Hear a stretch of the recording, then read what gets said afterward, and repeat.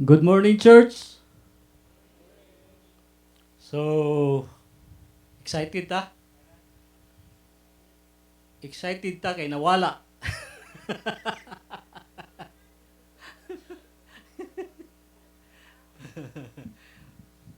Alara. Merry Christmas! Uy, dito ra ta. Atubang na mo dito. Ayaw, diri kinawala. So, what happened? Okay. So, mo gyud, Merry Christmas. Pasko na gud. Excited ba mo kung Pasko? Grabe no, dali ara kay panahon ba? Murag kasara man to nag Pasko, Pasko na pod. Pirmi lang Pasko. So akong i-share karon is kon kay siya basic. Kumbaga para sa walay mga ngipon. Api lang pangag mga ngipon. Kay milk siya. Sayo na kay sabton. Nya maminaw lang ta kay kasabot lagi ta. Kay sa tiuna tinud-anay lang basta mo abot gani ang Pasko, dili ra kay kamura excited ako. Excited gyud kay ko. San pa sa tong bata pa ko, excited gyud kay ko kay mao ginang panahon nga dahag party. Nya atong mga trabahante ay bonus. Nya ang mga batanon o mga bata makadawat og daghang gift. Nya ingon nila it's better to give than to receive. Di ko mutuwa na sa ako. It's better to receive yun. Oy, bahala mo diyan. Inyo, lahi inyo. So, wa ko nagpadungog-dungog ha. Kay, tinud-anay yun na ako. So, ang akong i-share karon sa inyo is, kuan, dili kayo siya lisod. Kay nag-burn out.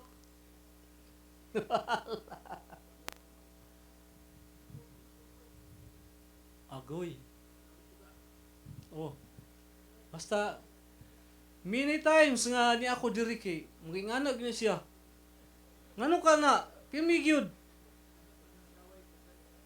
Grabe, gwapo ra magkenta kong i-share karon. Nanapod. Sige lang, padayon lang kong istorya diri. Kay aron ma-inspired mo pagpaminaw. Effortless siya kay naanad naman ta nga mo ni atong buhaton. Dili kayo kay namay usahay nga nay atong isulti nga ingani buhatan niya murag isud kay siya buhaton. Kanang bugat kay sa dughan. Pero kani akong i-share is walay bikil. Kay sa among Bible study gani mo man ni akong gi-share. Ganahan pud sila kay kuan kanang sa akong tanaw pimi man sila pangatawa. So meaning dili siya bugat. Nahurot na ako introduction da pagapon. So, mag-praise ako. Father God, Lord, thank you once again for this day. Thank you for allowing us to hear your words. Thank you, Lord, nga today, Lord, imo ming proteksyonan, Lord. Imong proteksyonan ang among mga instrument nga ma-share na kung maayo pinaagi sa projector, Lord, nga dili magproblema ang kuryente, Lord. Salamat, Lord, nga kung maigsoon maminaw sila ug di sila bation og katulgon, Lord. I know, Lord, nga ikaw ra gyapon ng tanan, Lord. Ikaw ra ang manginlabot niining tanan. Okay, tanan, Lord, akong gipangayo gipasalamatan sa pangalan lamang ni Jesus. Amen. So, wala pa. Anana, balik na pod. Wa na pod.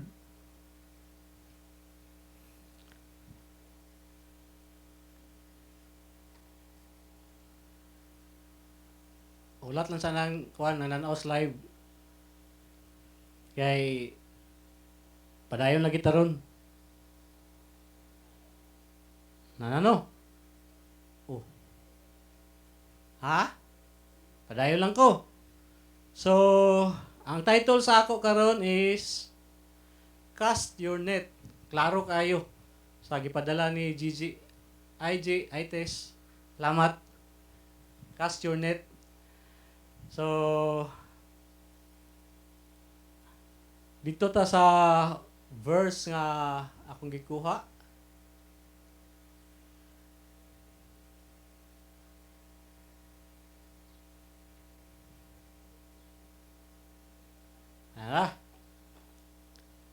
Gikuha na ko siya sa John 21 verse 6. He said to them, cast the net on the right side. Ang uban ani, cast your net on the right side of the boat, and you will find some. So they cast it, and now they were not able to haul it in because of the quantity of fish. So, kini nga story, naitabo ni siya after sa crucifixion.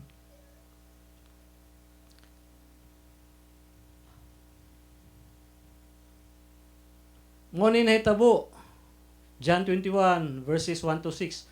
Afterward, Jesus appeared again to his disciples by the Sea of Galilee. It happened this way. Simon Peter, si Thomas, si Nathanael from Cana in Galilee, and the sons of Zebedee, and 2 other disciples were together. Ingon si Simon, I'm going out to fish. Ingon din sila nga, we will go with you. So they went out and got into the boat, but that night they caught nothing. Wala sila nakuha.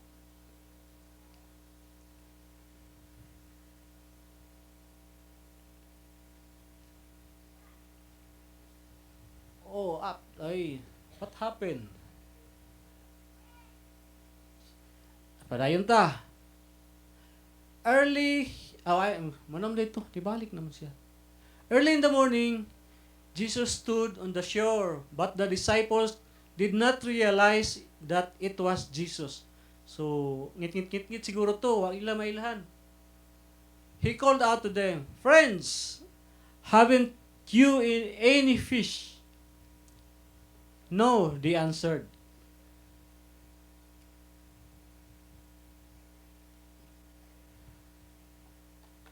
Ayun din si Jesus, cast your net on the right side of the boat and you will find some. When they did, they were unable to haul the net in because of the large number of fish. Nahitabo po ni nga giingnan ni Jesus ang mga disciples atong buhi pa siya. Nahitabo ni sa Luke 5 verses 2 to 7.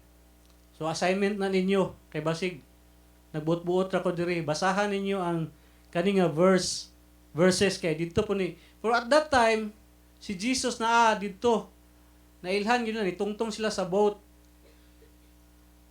Anya giingnan po niya ang mga fishermen nga ihulog ang inyong mga nets. Daghan nets. Nitubag sila nga, Master, whole night amo nang gibuhat pero wala magyud mi nakuha nga fish. Pero kay nisulti man ka, if you said so, amo ning buhaton ug tuod man ilang gipanghulog ang ilang nets. Og daghan sila kuha. Unya ang ilang nets mura na gyud hapit na magisi. So, nakaila na ba mo og fish net? Siya ro po wala, no? Gusto mo kita mga og isda. Ang fish net, murag ingana ba? Mura siya ingana.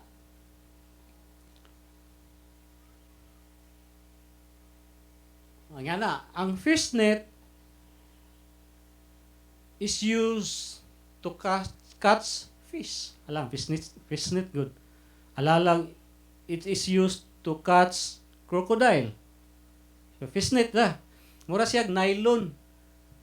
Mura siya nylon nga na ay mesh. Nga ang mesh ana mga na ba? Nay mata, sa Bisaya pa nay mata. tungod na kay ang makats yun nila, isda ra gyud way labot tubig. Ang net duha ra ka klase akong nailhan. Kanang naay dagkog mata, dagkog mesh nga para sa dagko ra gyud nga isda. Pero napoy gagmay og mata para sa gagmay og nga isda og dagko nga isda. So ingana siya. So padayon ta. Unsay buot ipasabot sa cast? Ang cast nga word English man ni daghan siya og kanang meaning. Una nga meaning is an object made by shaping molten metal or similar material in a mold. Mura daw siya og ingana ba? Na siya ay hulmahan nya melt ang steel o iron or metal. Unya pag mag-melt na siya, yabo na siya dito sa bangag. Nya, ang resulta na pag nauga na siya, laylain siya nga porma, depende sa inyong gusto nga ipaporma.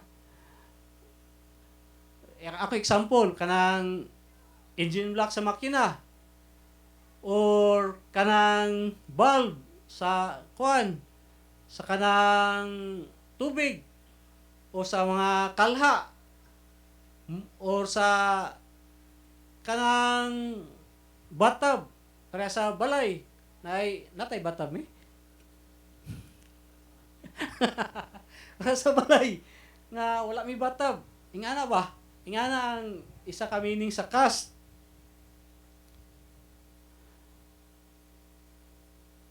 Ang ikaduha nga meaning sa cast ay pareho na gyapon. Kanang naay mga piyang nga nabali ang tiil. I-cast nga siya para dili siya basta-basta matandog kung kanang aron dali siya mamahil, di siya matandog, simintuhon na siya.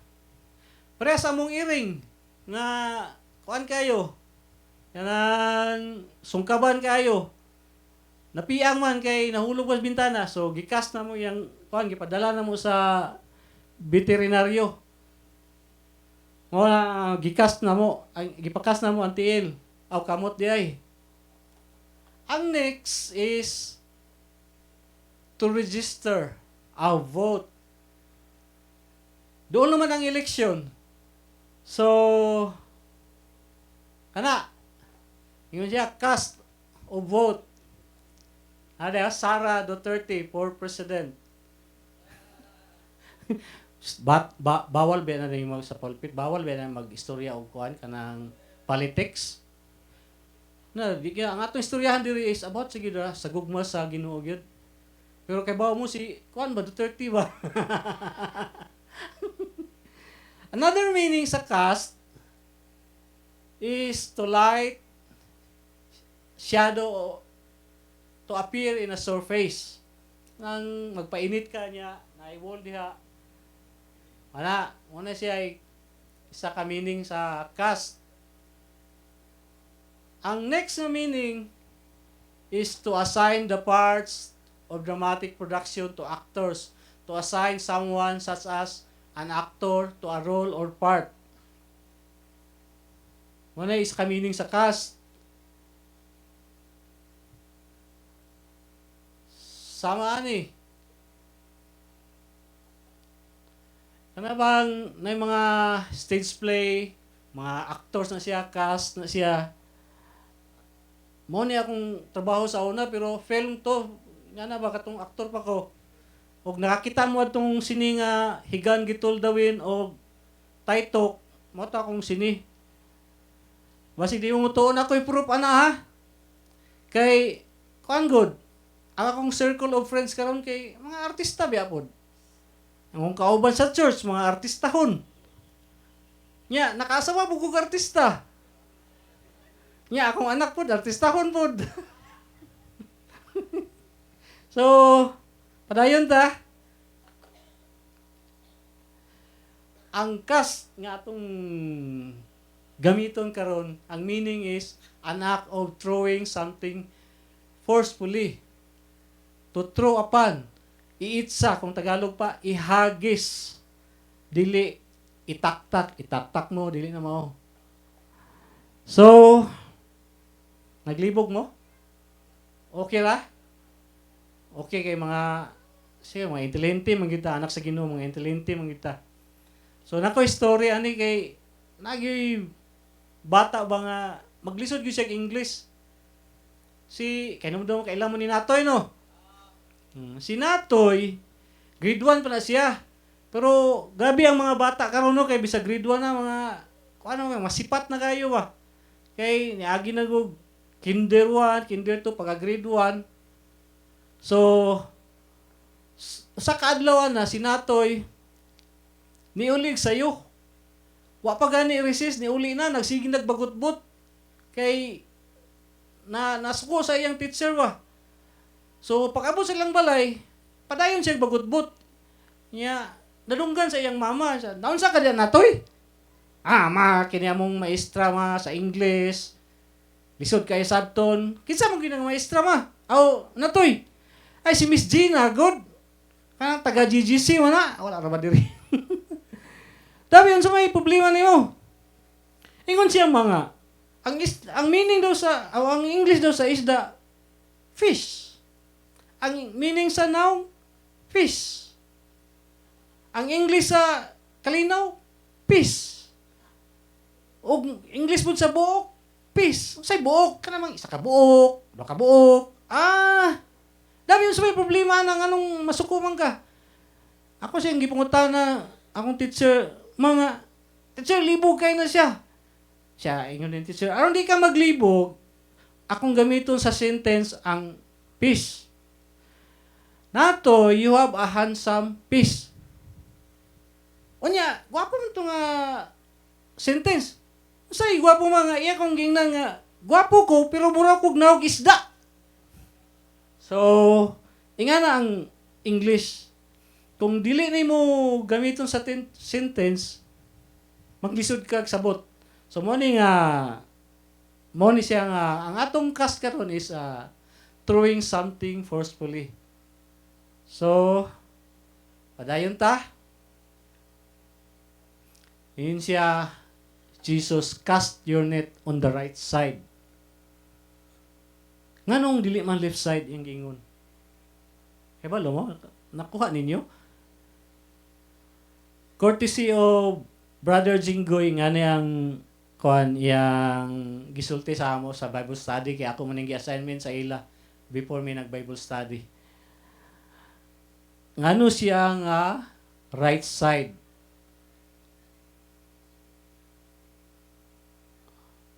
Why on the right side?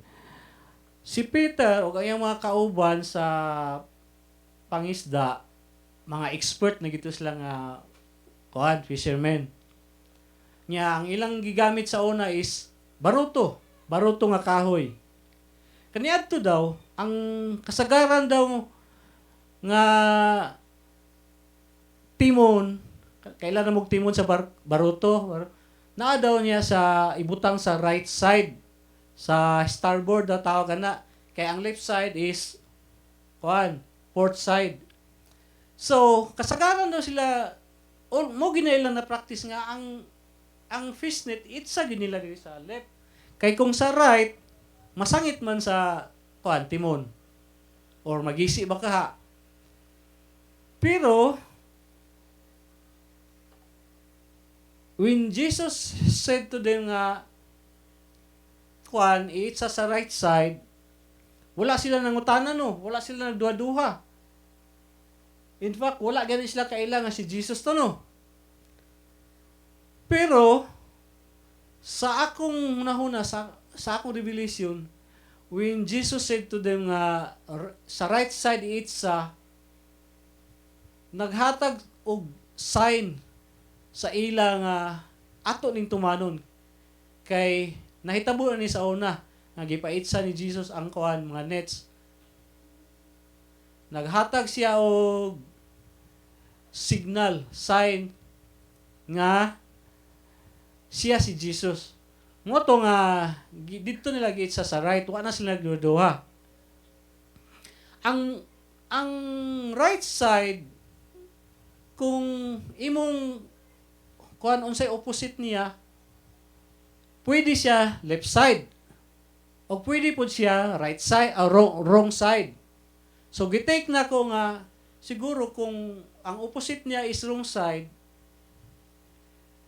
so sayop sila, masayop sila mao nga they followed the instruction nga right side nila iitsa.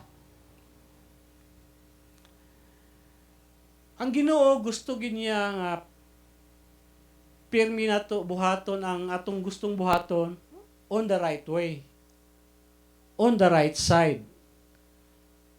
Although kita mga anak, usahay pabadlong ta, or usahay ma-fail ta, usahay di ta maminaw sa mga instruction, mo na nga, ang blessing, imbis nga naadaghan sa right side, dinita sa left side, so, dili na to makuha ang mga blessing.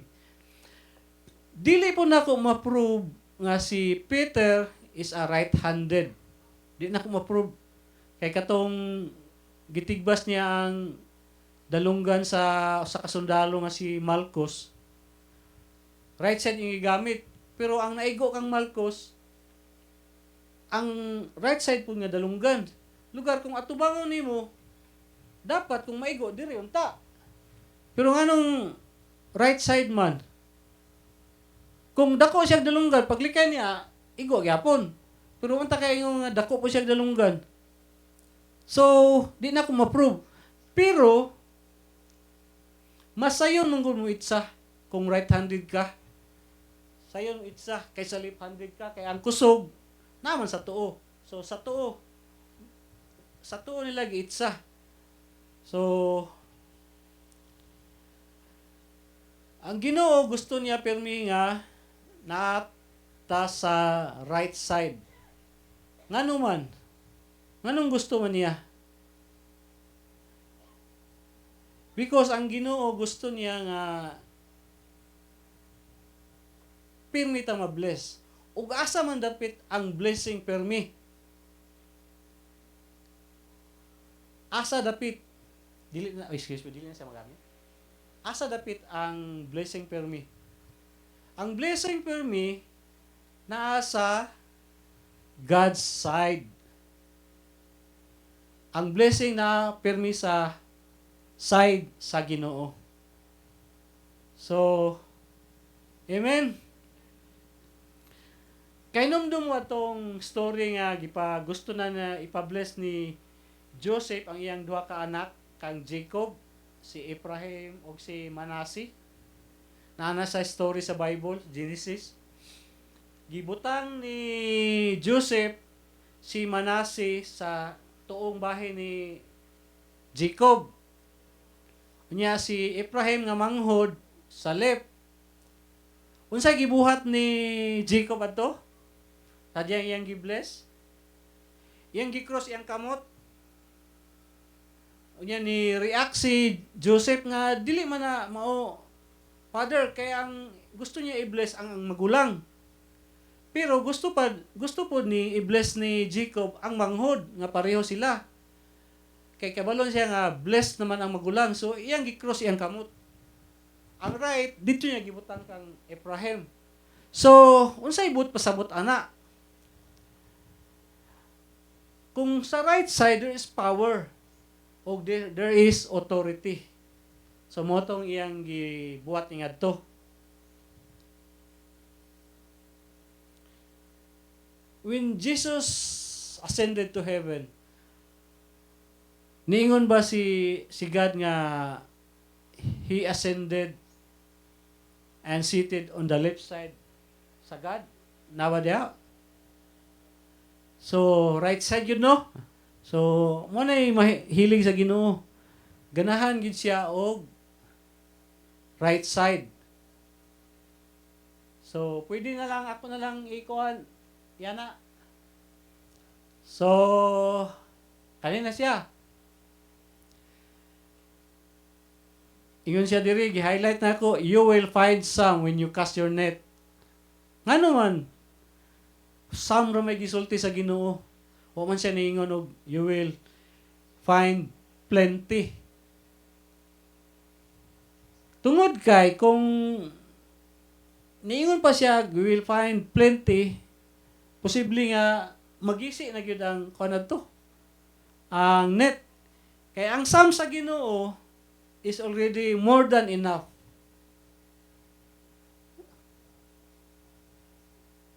More than enough na gyud na siya. Di na kita mag-problema na. Now, iabot na ta dire. Hapit na kumuhuman. What is your net? Unsay inyong net aron?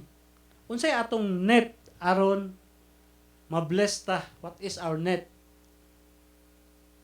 Aron makakuha ta og daghan blessing. Unsa nga net atong gamiton? Kay cast your net good.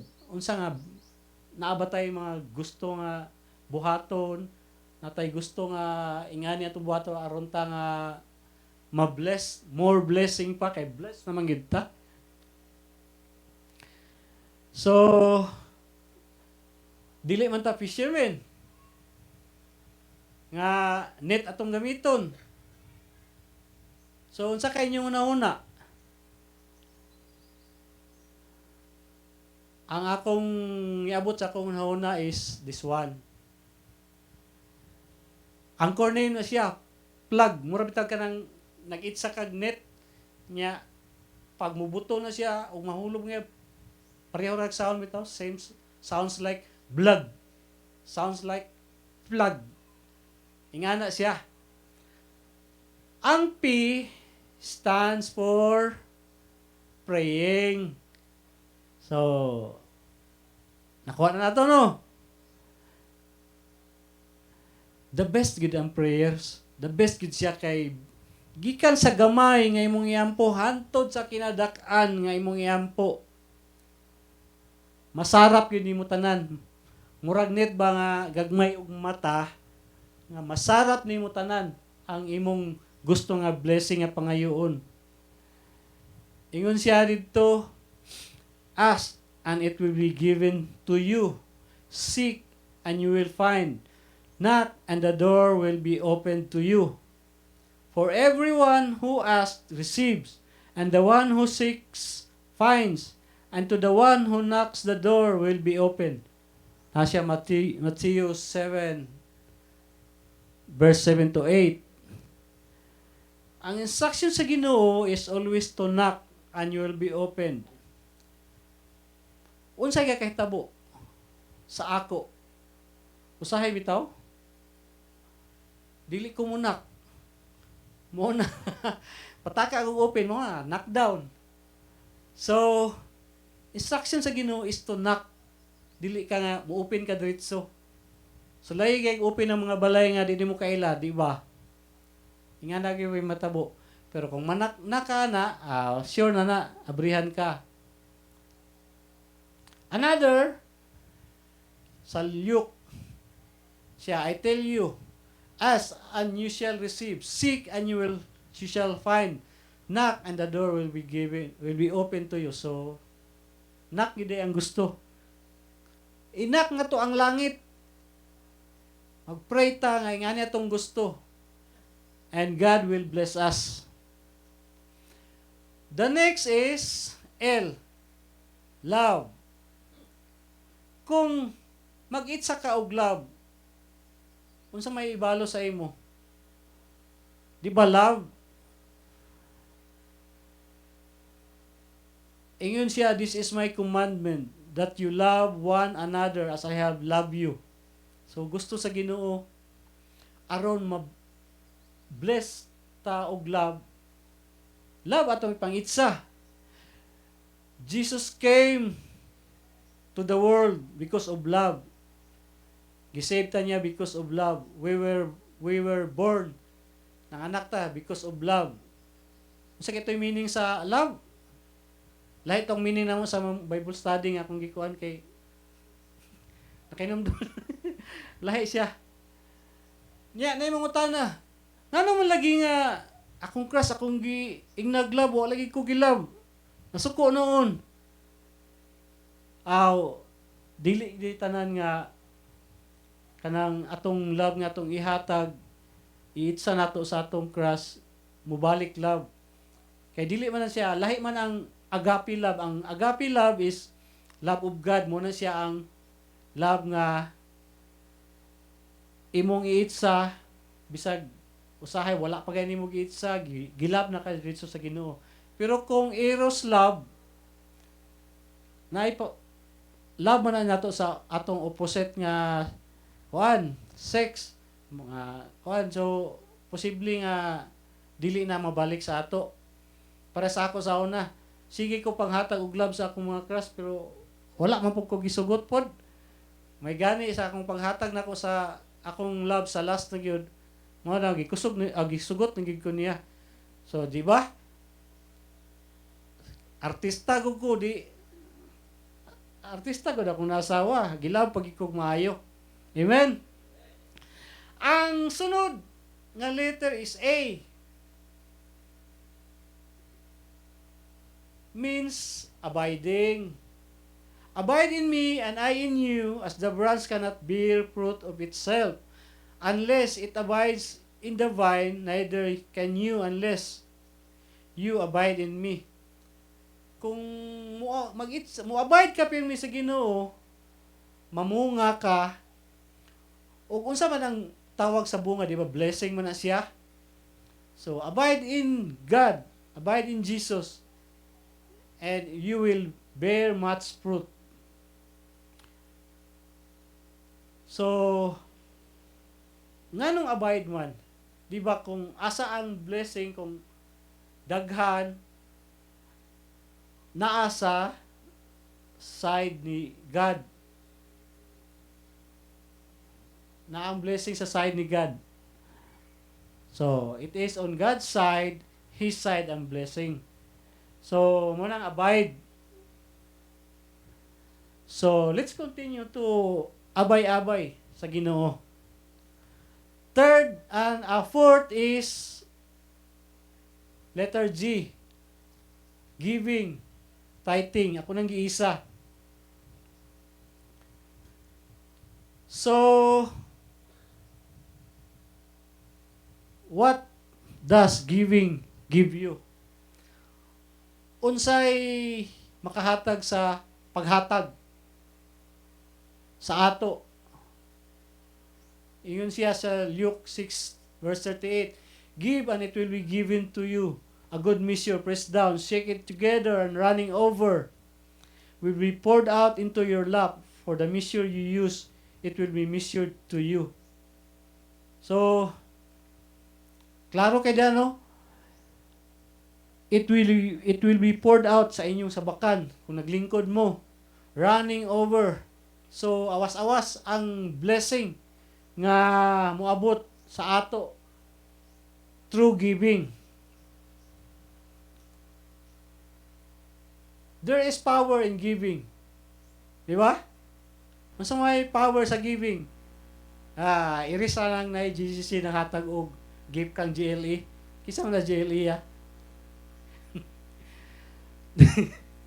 There is power in giving. Unsa may power sa giving?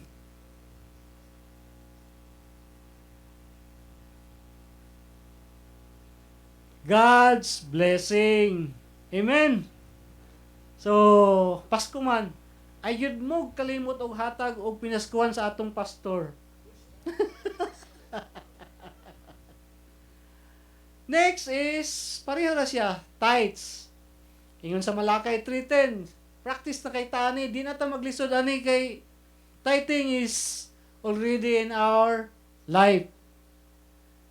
So, through tithing, we receive more blessing. So, nakuha na ninyo ang meaning sa plug. Unsa ganing to? Abiding, giving. Okay, na siya. So, kapit na kumahuman. What are you waiting for? Cast your net. So, amen. So, and thank you and God bless. So, I pray. Thank you, Lord. Nauman na gid, Lord. Salamat, Lord, sa revelation. Salamat sa imong kayo, Lord. Sa pag-encourage na mo, Lord. Nga, through giving, through love, through abiding, and even through praying, Lord, makadawat mi og more blessing, Lord. Ug bisan pa, Lord, gusto pa namo, Lord, nga ikaw, Lord, ang mo bless more and more pa sa amo, Lord. Because we know, Lord, that on your side, there are more blessing to be received by us. Thank you, Lord, for this day. Thank you for your love, your mercy, for everything. In Jesus' name I pray.